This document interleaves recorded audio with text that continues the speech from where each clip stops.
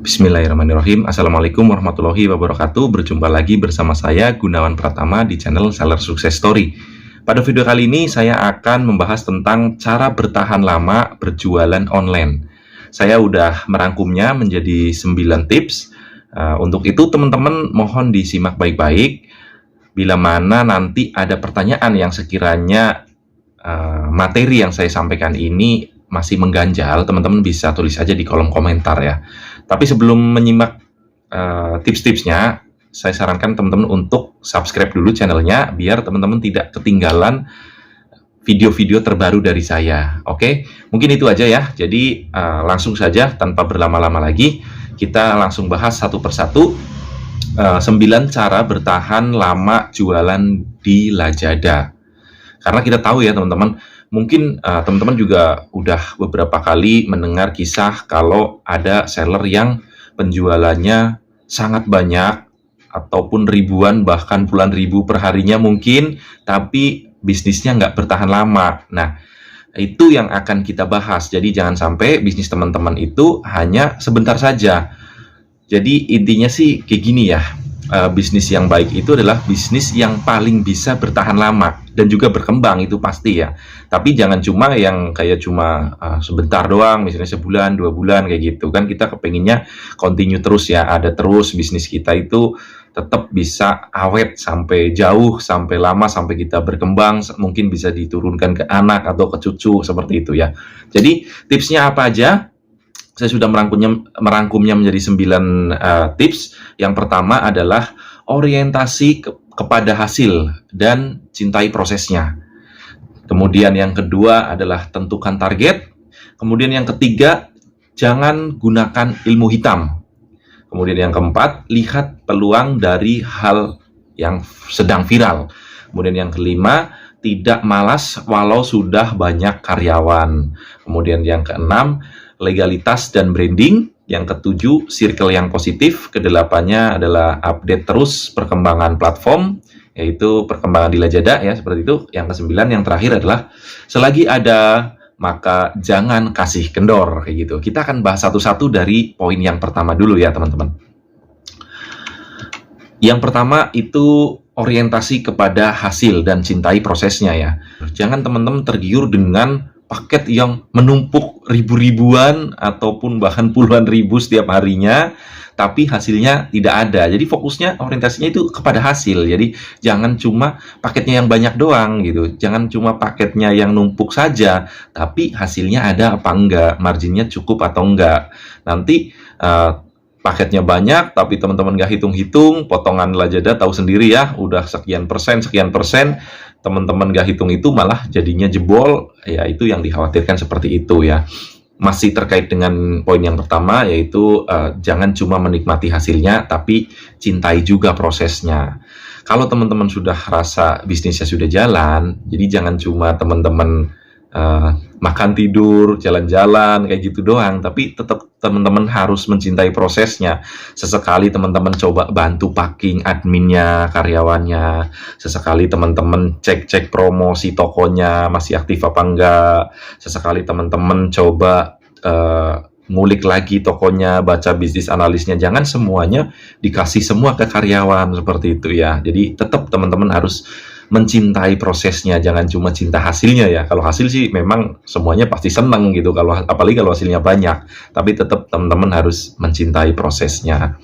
Kemudian yang kedua tadi sudah saya bacakan ya, itu tentukan target. Yang kedua itu tentukan target. Jadi ada target penjualan, target pencapaian, kemudian target jangka panjang. Target penjualannya itu teman-teman misalnya jualan kaos nih, kaosnya ditargetkan untuk kalangan menengah, kalangan bawah, atau yang sedang-sedang saja. Teman-teman harus punya targetnya. Kalau teman-teman mau jual ke kalangan menengah ke atas, berarti mungkin barangnya bisa lebih premium lagi, lebih bagus lagi, walaupun harganya sedikit mahal kayak gitu. Kalau yang kalangan bawah gitu, berarti nggak apa-apa, yang penting murah kayak gitu. Untuk kualitas barang ya itu nomor sekian, yang penting murah dulu gitu. Jadi teman-teman harus tahu target penjualannya itu disasar ke siapa gitu. Kemudian yang berikutnya adalah target pencapaian ya. Target pencapaian, teman-teman mau mencapai apa nih dalam berbisnis online, dalam berjualan online di Lazada ini? Teman-teman mau punya target pencapaian apa? Apakah mau pingin beli mobil, atau melunasi hutang-hutang riba, atau mau umroh atau naik haji? Teman-teman tuh harus punya target pencapaian. Biar apa? Biar memompa lagi semangat dari teman-teman dalam menjalankan bisnis jualan online di Lazada kayak gitu ya. Kemudian ada juga target jangka panjang.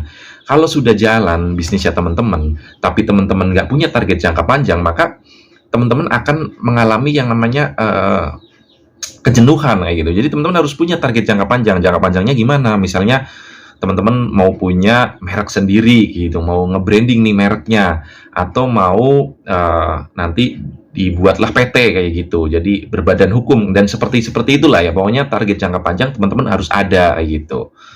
Oke, itu untuk poin yang kedua ya tipsnya. Untuk yang ketiga adalah jangan gunakan ilmu hitam ya. Ilmu hitam itu ada yang viral banget, itu ada mystery box ya, dulu sempat viral banget. Kemudian ada fake order yang mungkin sampai sekarang masih ada aja ya. Kemudian ada varian beda harga yang sangat jauh kayak gitu ya. Jadi teman-teman, saya rasa untuk ilmu hitam di Lazada, teman-teman juga udah tahu lah ya, kalau di Lazada itu ada yang namanya yang tadi saya sebutkan mystery box, fake order, dan varian beda harga yang jauh. Jadi teman-teman jangan ikuti itu ya. Apalagi mystery box misalnya dengan 100.000 bisa berkesempatan mendapat iPhone kayak gitu-gitu, jangan teman-teman lakukan. Walaupun nantinya penjualannya akan banyak, tapi saya bisa pastikan itu tidak akan bisa bertahan lama kayak gitu. Kemudian fake order, saya saranin mungkin lebih kayak ke FO-nya itu bukan fake order tapi friend order. Jadi teman-teman kalian share linknya, terus sarankan untuk membeli dan memberikan review yang bagus ya. Berarti family order lah kayak gitu ya. Bagikan ke keluarga, ke teman-teman, ke sahabat-sahabat kayak gitu. Jangan fake order yang beneran fake. Maksudnya gimana ya? Jangan fake order yang mencurangi lah kayak gitu ya. Pokoknya itu dihindari. Yang berbau fake order itu jangan. Lebih baik family order atau friend order kayak gitu ya.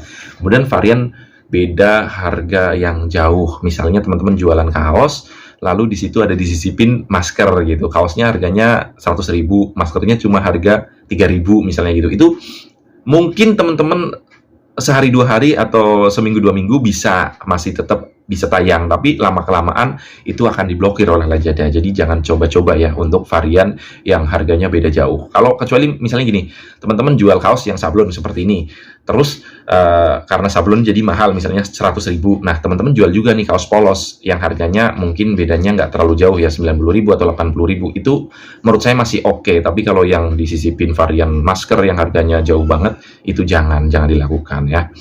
Oke, saya rasa teman-teman udah paham lah untuk di poin ketiga ini ya. Saya lanjut ke poin berikutnya, yang keempat adalah lihat peluang dari hal-hal yang sedang viral ya. Teman-teman harus bisa melihat nih, kalau kita tahu sekarang tuh yang lagi viral ada Mixui, atau yang terdekat mau ada konser Coldplay.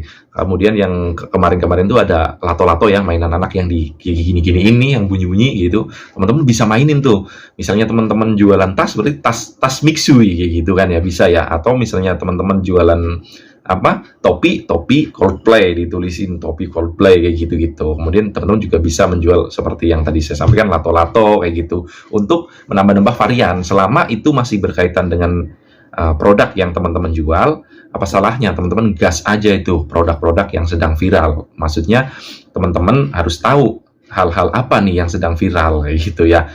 Lalu teman-teman ikuti saja perkembangannya.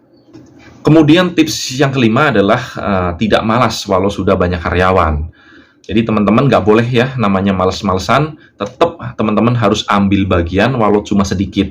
Misalnya dari packing sudah ada, dari yang upload produk udah ada, yang finance sudah ada, iklan sudah ada. Ya teman-teman tetap ambil bagian, entah itu kontennya, atau jadi fotografernya, atau cuma sekedar cek-cek promonya gitu. Tetap teman-teman harus merasa tiap hari itu adalah hari kerja teman-teman kayak gitu. Minimal teman-teman nengokin tuh seller centernya, ada apa sih yang terbaru yang ada di seller center seperti itu. Kemudian gunakan sebaik mungkin waktu luangmu. Kalau teman-teman sudah banyak admin, banyak karyawan, jadi pergunakan sebaik mungkin waktu luang.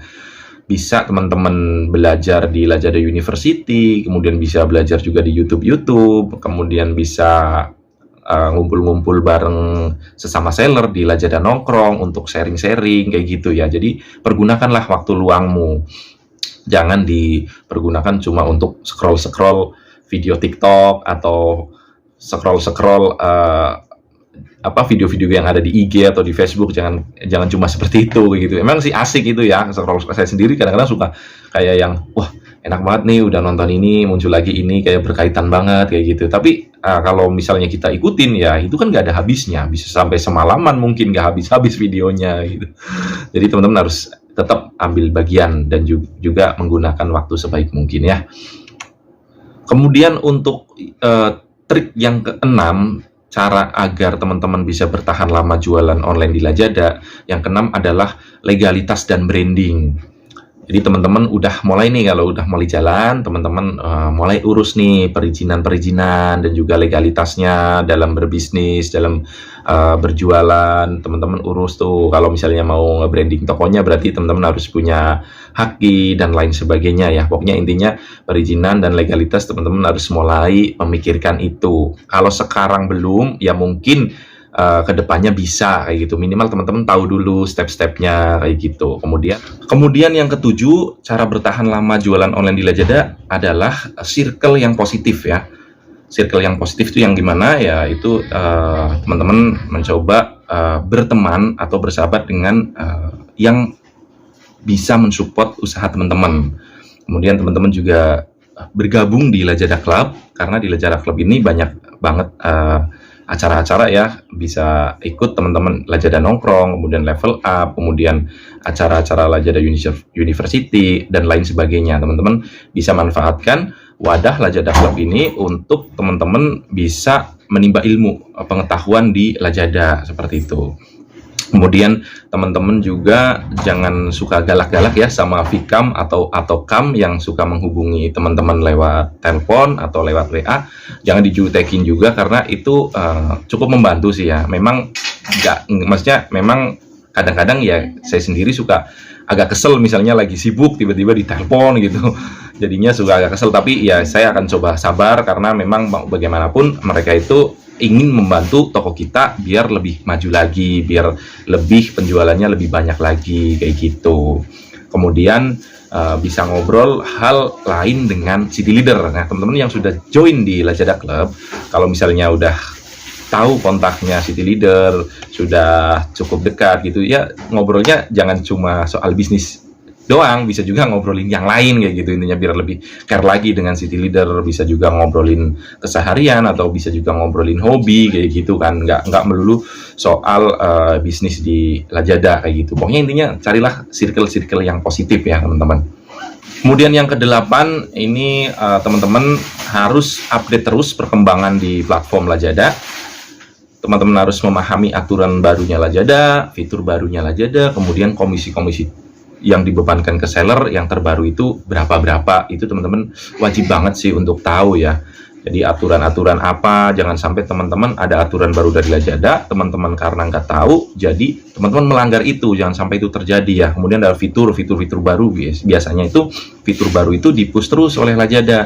Nah, kesempatan kita gunakan fitur baru itu, mumpung lagi di-push oleh Lazada, dinaikkan terus tuh fiturnya kayak gitu. Jadi kalau ada fitur baru, cepet-cepetan kita coba pakai. Kalau itu bagus untuk toko teman-teman, pertahankan, hajar terus. Tapi kalau itu nggak bagus ya cukup minimal teman-teman udah mencoba dan tahu kayak gitu.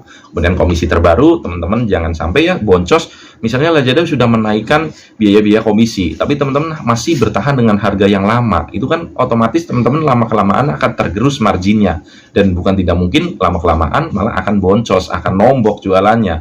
Untung kagak, buntung iya kayak gitu ya. Jadi itu jangan sampai terjadi di bisnisnya teman-teman kalau pingin lama berjualan online di Lazada.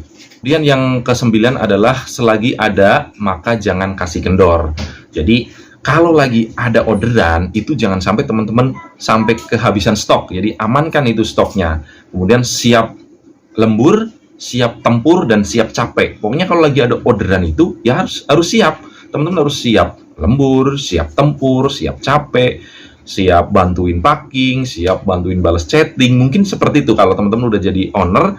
Jangan sampai kalau lagi banyak teman-teman malah kehabisan stok. Saya contohkan ya, di Ramadan kemarin tuh ada banyak seller yang mengadu ya, atau curhat lah dengan saya. Ini bilangnya, Mas Gunawan, ini gimana ya, orderan banyak tapi barangnya lagi kosong, di mana-mana susah carinya, kayak gitu. Nah, di situ teman-teman harus menghindari ya, karena Lazada itu nggak mau tahu. Pokoknya karena kalau udah orderan masuk, ya Lazada taunya kamu harus kirim secepatnya itu pesanan yang masuk. Nah, jangan sampai itu terjadi. Teman-teman harus amankan stoknya. Jadi jangan kasih kendor, hajar terus selagi ada kesempatan, selagi ada orderan, gas terus pokoknya. Karena hari sepi itu kita nggak pernah tahu. Bisa jadi hari ini ramai banget, besok udah sepi, besoknya lagi tambah sepi, atau mungkin bisa tambah ramai kayak gitu. Kita nggak ada yang tahu. Jadi selagi ada, pokoknya gas terus aja besti kayak gitu ya. Nah, itulah tadi ya cara bertahan lama jualan online di Lazada. Tadi udah saya sampaikan ada 9 tips atau 9 trik, teman-teman bisa coba. Mungkin teman-teman juga bisa menambahi, bisa tulis di kolom komentar. Lalu untuk update-update-nya seputar Lazada, teman-teman juga bisa di Telegramnya komunitas Lazada Club Official. Kemudian teman-teman juga bisa belajar juga di Lazada University. Di situ banyak sekali materi-materi yang menurut saya oke banget.